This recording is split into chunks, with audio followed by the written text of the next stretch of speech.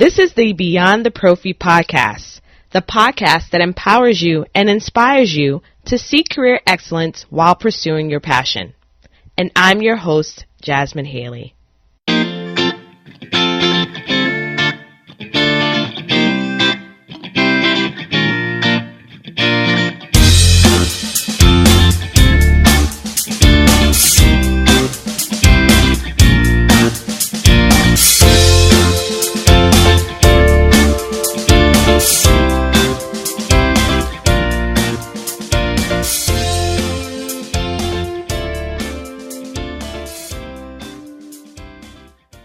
Hey BTP family, this Beyond the Prophy podcast episode is brought to you in part through a sponsorship from Young Dental. This episode is featuring the Delish Prophy Paste. There's a reason for its namesake because it smells and it tastes good. It has a smooth, creamy texture. It's gluten-free. It's made with xylitol, and it has some awesome, cool, fun flavors such as happy hour, dessert trio, orange dreamsicle, cocoa mint, key lime, and so many more. To find out more about this product, visit www.youngdental.com. Enjoy the show. Welcome to the Beyond the Prophy podcast. Our guest for this episode is the founder president of Verbal Impact, past president of ADHA, and a professional international speaker, Kelli Swanson Jaecks. Welcome to the show.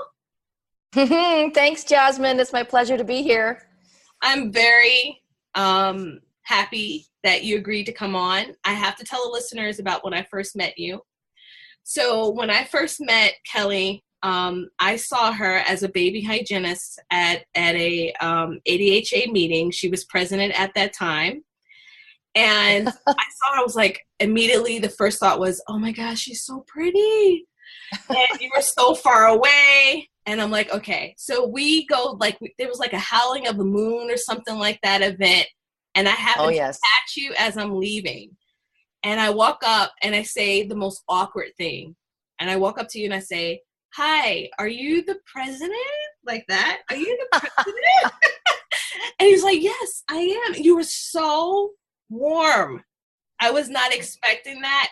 I think you even maybe touched my shoulder. It was just your energy was it was wonderful. And then I had the opportunity to get to know you a bit when I went to UYP in 2015. And so It's been great it's almost like a full circle moment here for me. I'm like, oh my gosh, I'm getting a chance to interview her. She knows me when I say hello to her. She knows my name.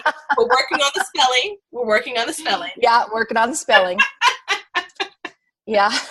Perfection is so overrated. You know, I try, but not really.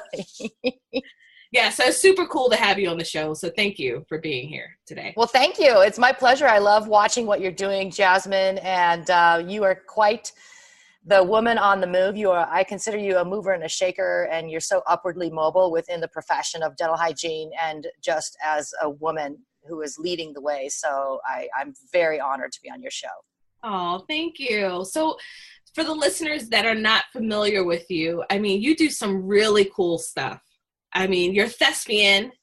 You do some acting and just phenomenal things. So just give the listeners a rundown about you as far as your career and some of the work that you've done so far. Okay, great. Well, I am a registered dental hygienist. I live in the state of Oregon, and that's where I have had all of my schooling and education. I became a dental hygienist in 1996, and then I practiced clinically for almost 10 years. And during that time, I decided I wanted to go back for a master's degree.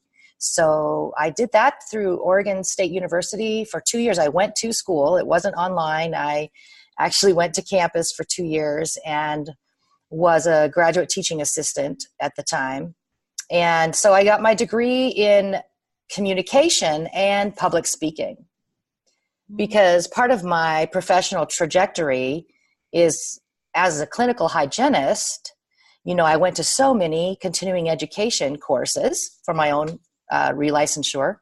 And I said, I want to do that. I want to get paid to speak. And that was a huge personal goal of mine. And so then the next thing is, well, how do I do that? And what do I need to do to get paid to speak? And I knew I wanted the credentials and the education of a master's degree behind me. I knew it would set me up differently in my profession, whether that would be in education or in direct sales.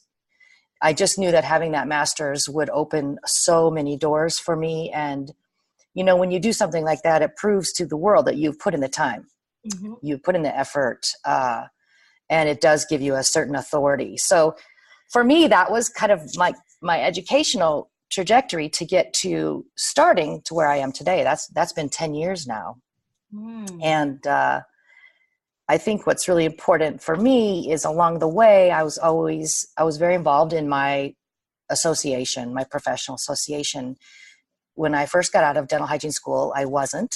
I mean, I was a single mother. I was working full time. I had 2 children, and I just didn't really know about getting involved. But 4 years after I graduated, my alma mater, the dental school, closed the dental hygiene program. Wow. And yes, not very many people know this part of the story. And here I am working away in my operatory, and I loved my education. I got educated at Oregon Health Sciences University. You know, it was a full dental school where we did rotations from everywhere, from the Veterans Hospital into the Children with Special Needs Hospital to, you know, the perio, the ortho. We just had such an incredible education up there. And I was very proud of it. And so when they closed the program with no notice, wow, I went into a professional and personal tailspin. I was just like, what? How can this happen? I don't have an alma mater anymore. I was just confused and angry. I was very angry at the institution. So, but what that anger did was prompt me to say, where are the dental hygienists in my city? Where are they? Oh my gosh, I'm all by myself here. They closed my program. I don't like it. I want to know what's going on. And that's what really started me on the path of being a very committed leader and volunteer in the American Dental Hygienists Association. Is I wanted that community with other hygienists. And I knew that that's where power is. And even today, that's where power for change is in our profession. So yeah, I just started, we had a meeting with 3 hygienists, and I called them together and they said, yes, let's do this. So the next month we met, we had 6. The 3rd month we met, we had 20. And then, and so then we reinstated the local component at that point. That is amazing. I didn't know that. Yes. So, you know, the association work is just in my blood. I love it. And I have to say that every professional, like, award or every even job opportunity, I have worked in many factors and sectors of dental health. Every single one of those has come because of the relationships that I have with individuals within my association, your association, our association. So, so I just moved up, and, you know, right before I went into my master's program, I was the president of the state of Oregon. And then I got out of my master's, and then as soon as I was past president of Oregon, I ran for trustee for District 12. So I just, because that's another story. The first time I went to a national meeting of the American Dental Hygienists Association, I was like, what? This is awesome. And guess what year I went? The year I went was 100th year. Oh, you were in Boston. Yes. Yeah, that was a great meeting. Oh, that was a great meeting. It was amazing. And I have to agree with you. Like, even now as you're talking, I think about my career, the people that I've met, the things that I've learned. UIP was what really kickstarted all the changes. Make for myself. And that's fairly recent, like, really, right? 2015, you've been on the move. Yeah. 2015. That was what really was like, you know what? Oh my goodness. What have I been doing? These people see my potential. I'm like, well, let me tap into it. So I love the fact that you bring that up, because that is so true. And I did SADA I had that when I Okay. was in school. Yeah. Did the president role for that, but I didn't understand the impact until you get out of school and you start working Right. with Right. I also didn't grass understand the state. impact till later. Yeah, Yes. Mm-hmm. that's Right. that's so. How do you go from you set your first of all, you drop the pearl of getting an advanced degree, and Yes. I have to stop for a second before I ask my next question, because getting an advanced degree not only elevates yourself but our profession. I can't say enough that I am a huge advocate of that. So many Yes. people have asked, especially with me being an entrepreneur, like, why do you really need it? Like, why do you need a master's degree? It's like, well, why wouldn't I? It's available. And in fact, I would love to go all the way to whatever the top is, which is a doctorate degree. Right. Because Good for you. Yeah. I think it's necessary for us to want to advance. It gives us more credibility. Not Yes. that we're minimizing the experience of individuals, but it just elevates our profession as a whole. So I love the fact that you brought that up and how that's impacted you.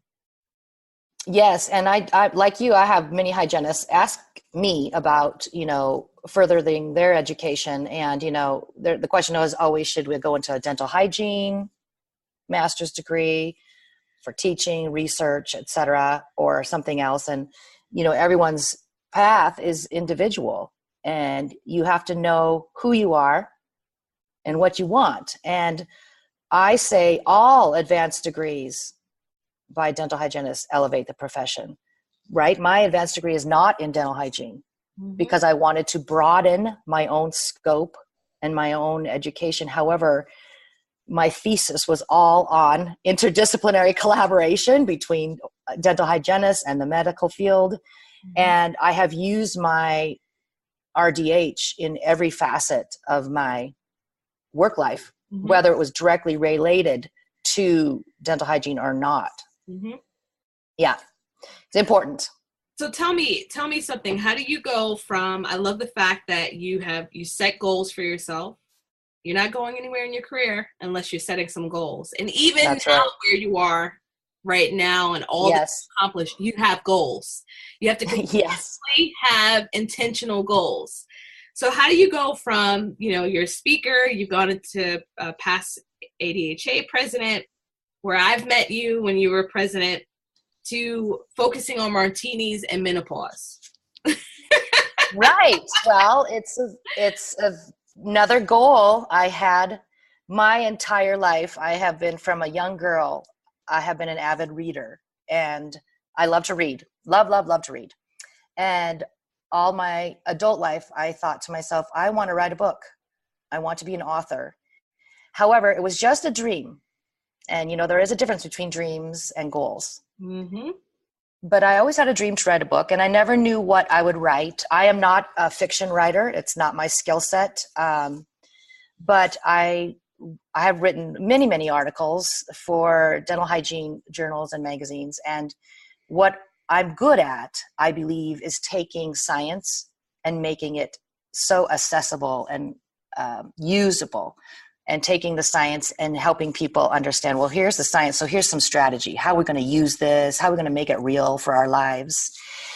And that's my skill set. So when I finished being the ADHA president, I took a deep breath and a few months to kind of rest and recreate within my mind what is going to be next, because that is the highest pinnacle of my dental hygiene profession to date. So I met some people. I joined the National Speakers Association, again, another association. I believe in association work. And right away through them, I met people who help people write books. So I hired a writing coach, and I made a decision. I started writing in 2016. I'm going to write a book. And I decided to write the book of what I was most passionate about. And, I do speak. I had spoken long before I started writing the book about women's health. I spoke about perimenopause, menopause, all the changes we as women go through. even when I was in my younger years in a community college, I wrote papers about premenstrual syndrome, right? That was what my body was going through back then. So as my body in my early 40s started going through perimenopause, I took on my dental hygiene science hat and I said, what's going on with my body? Why is my brain changing? Why do my emotions get so off the handle? Why am I falling into depression when I've never been a depressive person in my entire life? So I took my science brain and got some answers and did a lot of searching and a lot of researching and a lot of interviewing of other health professionals who deal with women's health. And so that I already had a course, like a 3-hour course that I gave all over the country. And so then when I said, I'm going to write my book, I know what I'm going to write my book on. I'm going to write my book on women's health and specifically menopause and perimenopause, because that's what turns my crank. Like it lights me up. It excites me. And you better be excited about whatever it is you're writing about, because it takes a lot of time and effort to write a book. Yeah. Yeah. I think it's phenomenal. I have a signed copy because I actually, I'm so happy I caught you before you went off to lunch. Get a signed copy. But that was actually going to be my next question, because I've heard a lot of other people say that they would love to write a book. And I love the fact that you said you joined an association and then you got a coach. I think so necessary. You have mentors that give you, a little bit of tidbits, a little bit of support, but it's not until you actually get a coach do you really level up, where they can really guide you through a process. And I needed one. I had one last year. I had one, and I'm embarking on another one that's going to get me to another level that I'm trying to achieve. And so I think that's it's not a new concept, but one for dental hygienists. That even for our careers, we need to invest in ourselves. And sometimes that investment may mean we need to get a coach to learn another skill. That's exactly right. Yes. And I didn't really know it. I didn't have a coach prior to hiring a writing coach. But working with this gentleman was fabulous because, he knew how he got to know me, and he knew how I worked. And how I work is I like homework. Okay. I like to have, these are my tasks. This is when it's due. And for me, that kind of structure helps me be productive. So, he would start out with, I wasn't writing at the time. So I didn't start out writing the book. He started me out just getting into the habit of writing. So he would give me writing prompts, write about the happiest day of your whole entire life, for instance, write about a day that you wish to never remember. If you could be anywhere 10 years from now, write what that is. So he just got me writing, and I would have goals each week of how many minutes I was going to write. And to be honest, I started with 20 minutes 4 times a day. That was it. 4 times a week, 20 minutes. And I'd put it on my clock. I'd get on my iPhone. I'd put on 20 minutes, and I'd make my butt stay in that seat. And I would write whatever I was writing. No editing, just write. But what it did was it created a habit of writing. So then when I started on the book, I had already carved out time every week to do the writing. So that was kind of how he got me started. But coaching, yes, I'm with you. I'm always looking at, where's my next business coach? Who is that going to be that's going to be able to help take me to my next goals? Yeah. For me, I want to learn how to fully automate a business. Oh, me too. It would save so much time. And I tell you, that's my next coach. That really specializes in automation. Because that's good. I want to pull back and not have me always physically there. I understand you. As a solopreneur. A solopreneur, exactly. Again, you and I have spoken before, Jasmine, that many hygienists come up to us and they want to do what we do, so to speak, or they want to start a business, or they want to do something outside of their clinical practice. And those desires are wonderful. and great.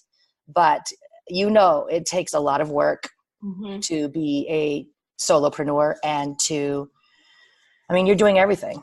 You're doing everything. And that's interesting that you want to automate, because I do too, because for me, systems is not a strong skill of mine. I'm a communicator. I'm big picture. I want to talk to you. I want to connect with you. And then to automate systems, very difficult for me. So I applaud you that you're going to go on that journey. Yeah, something's got to give, and it's going to be automation, because I'm like, I don't always want to have to be there. Yes. I know what kind of life I want to build for my family, especially since my kids are still young. Yeah. Oh yeah. You are pulled in a lot of different directions. Yeah, absolutely. All right. I have another one, another pearl that you said that really caught my ear. And I think it's important for us to discuss, especially for listeners, briefly, is asking permission. Sometimes many professionals feel like they have to ask for someone's permission, or someone comes up to them and says, here's $10,000 for you to do your goal. Now you have permission. Sometimes you have to create the opportunity for yourself. You have to self-sponsor. You have to invest in yourself and your dream and your goal before anyone else is actually saying or co-signing and saying, yes, that's a great idea. Have you found anything in your journey that can attest to that? Oh, absolutely. Number one, I've never had anyone give me $10,000 and say, go do your dream, Kelli. And I'm like, woo, that has never happened. No, I'm writing a new workshop and keynote, and it's called Oxygen, Please. And it's all about the self-care strategies we need to be successful leaders, successful human beings, really. And believing in yourself and investing in yourself are two key tenets of that whole program I'm putting together. And yes, for me, and asking permission, I think as women, we sometimes are raised that way, or we are conditioned to think we must have somebody else's okay or somebody else's permission to do something. And that simply is not true. We are all our own person, and we need to have our own self-efficacy, meaning believing in ourselves, doing what we need for ourselves. Now, that doesn't mean you don't bring in your trusted advisors. And in my family, as I know in yours, my spouse is one of my trusted advisors. And a story I like to tell is when I was going to go back for my master's degree, I actually researched for 1 year programs around the United States, because I didn't know, did I want to go to an online program? Did I want to go to a hybrid of online and in class? Or just simply in class? And which degree did I want? And I looked at all kinds of things: dental hygiene, higher education, master's of public health, communication, a lot of it, pharmacy. And when I found the program I was sure I wanted, which was the university's 40 minutes away, my daughter was gone already on a year abroad. My son was just getting ready to go to college. He was a senior of high school.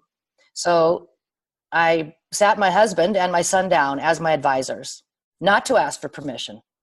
I knew I was going to go, but to ask them questions such as, here's my pros and cons list if I go part-time versus full-time.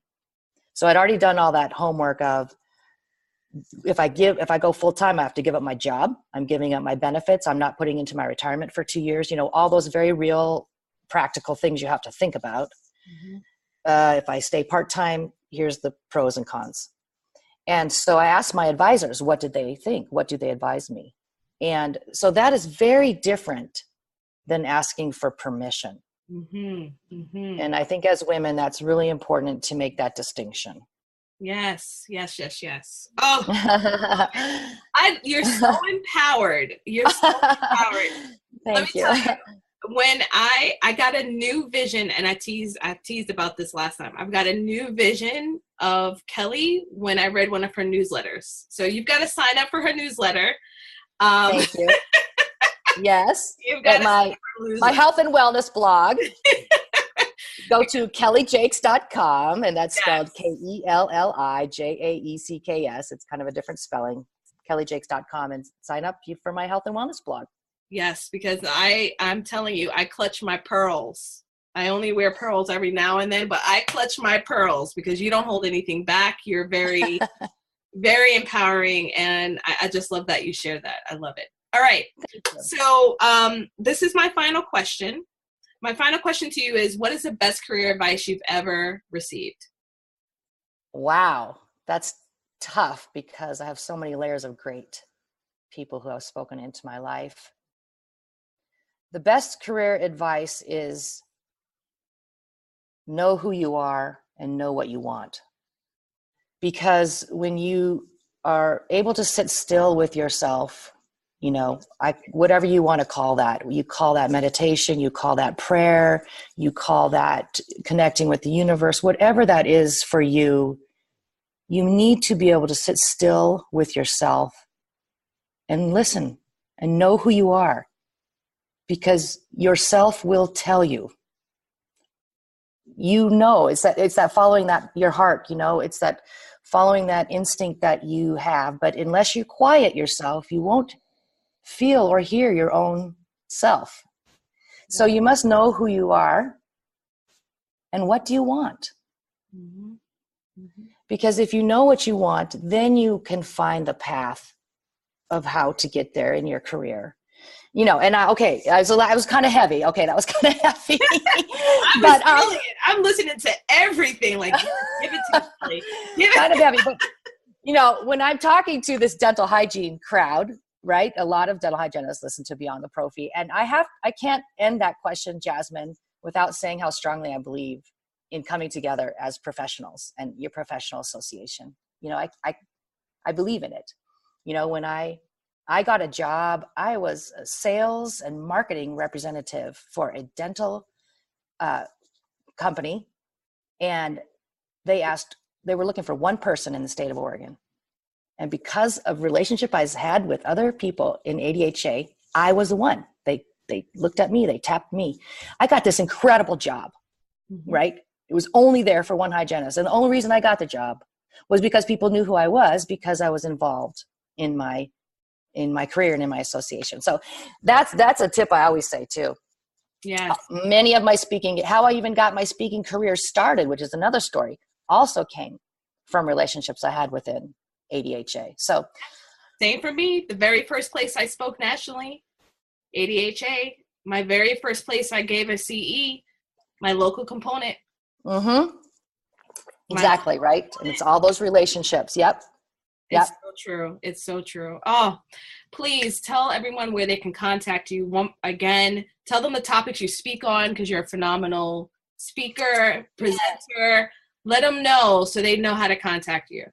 Sure. Thank you, Jasmine. I'm getting ready to I'm speaking 8 different places in 9 weeks coming up here, and all across the country, and at many dental hygienist associations and the ADA, et cetera. But I speak on a lot of things. Of course, I speak on women's health, martinis and menopause, and I talk about bone health, breast health, brain health, you know, as we go through the decades.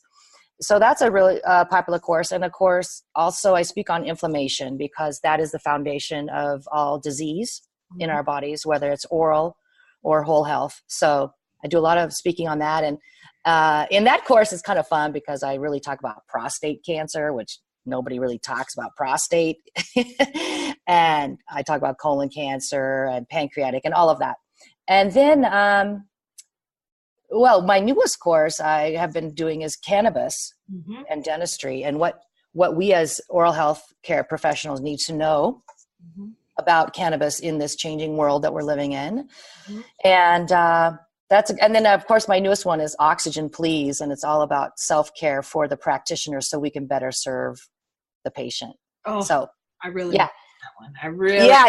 That one's in development. I'm so excited. I'm booking it right now. It's in development. And I'm coming to Maryland. Yeah, you are. Where you live, and I'm going to do that as a keynote. So if you're there, you'll hear the first outing of that. But People can get a hold of me at kellijaecks.com. That's my website. Mm-hmm. And again, it's spelled KelliJaecks.com. And there you can email me from there. You can talk to me about booking if you would like me to come speak for your group. And you can also buy my book there. And you can also please sign up for my blog so I can stay in contact with you all. Yes. Awesome. Well, thank you again, Kelli. What a fantastic episode. I really appreciate you coming on to the show today. Thank you, Jasmine. Let's go. Hey, BTP family. Thank you so much for joining the show. As a high-achieving professional, we have to remember that we should never stop learning. And that's why Beyond the Prophy offers the best CE that you can take from home or live in person. If you go to www.beyondtheprophy.com, under our events tab and under live CE webinars, you'll see a host of topics we cover, such as air polishing, working and managing the autistic population, medical marijuana, periodontal endoscopy. The list goes on with what we offer so that you can provide the best care for your patients. Beyond the Prophy has taken the time to become AGD PACE CE provider and an AADH CE provider. So stop on over. Come on and learn with us. We can't wait for you to join us. We will continue to serve you with excellence, and we'll see you next time.